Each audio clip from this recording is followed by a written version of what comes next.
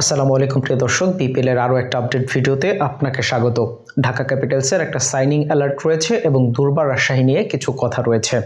আমাদের আগের ভিডিওতে বলেছিলাম যে দুর্বার রাজশাহীতে গতকালের মধ্যে অন্তত 3 থেকে 4 জন বিদেশি খেলোয়াড় যোগ দিবেন, কিন্তু এখনো পর্যন্ত আসলে সেটার কোনো ইনফরমেশন বা কোনো ঘোষণাই আসলে আসেনি। তো দুর্বার রাজশাহী কি আসলে তাহলে দর্শকদের সাথে প্রতারণা করেছে, নাকি আমরা ভুল ইনফরমেশন দিয়েছি? এরকম একটা মিসকমিউনিকেশন হয়তো অনেকের মধ্যে তৈরি হয়েছিল। মূলত নিউজটা ছিল দুর্বার রাজশাহীর ওনার শফিক রহমান জানিয়েছিলেন 2-1 দিনের মধ্যে অন্তত 3 থেকে 4 জন বিদেশি খেলোয়াড় রাজশাহীর স্কোয়াডে যোগ দিবে।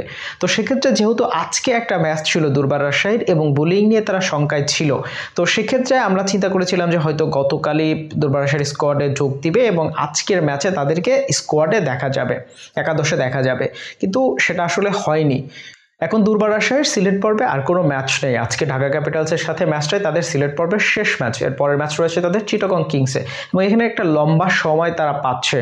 তো এখন আসলে এটাই দেখার বিষয় যে আসলে শেষ পর্যন্ত তাদেরকে দুর্বার রাজশাহীর স্কোয়াডে যোগ দিতে দেখা যায়, নাকি আসলে উনি যেটা বলেছেন সেটার মধ্যে আসলে কোনো ভুল ইনফরমেশন আছে।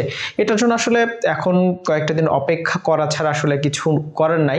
আমরা আসলে ওইভাবে কোনো ইনফরমেশন ফার্দার আর পাইনি, যে কারণে আপনাদেরকে আসলে জানাতে পারছি না।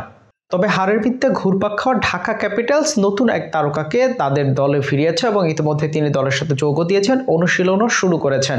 আপনারা জানেন যে জাহর খানের আসার কথা ছিল, কিন্তু আইএল টি-20-র জন্য তিনি শেষ পর্যন্ত ঢাকা ক্যাপিটালসের দলে যোগ দেননি এবং এই বোলিং সমস্যাটা নিয়েই তারা ভুগছে। গত ম্যাচেও তারা সিলেট স্ট্রাইকার্সের বিপক্ষে 198 রান করেছিল, কিন্তু শেষ পর্যন্ত ম্যাচটা আর জিততে পারেনি।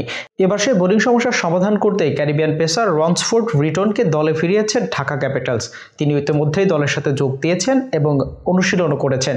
আজকে হয়তোবা দুর্বার রাজশাহীর বিপক্ষে তাদের যে ম্যাচ রয়েছে সেই ম্যাচের একাদশে তাকে দেখা যেতে পারে। প্রিয় দর্শক, তার যোগ দেওয়াতে কতটা শক্তিশালী হবে ঢাকা ক্যাপিটালসের বোলিং আক্রমণ জানিয়ে দিতে পারেন কমেন্টস করে।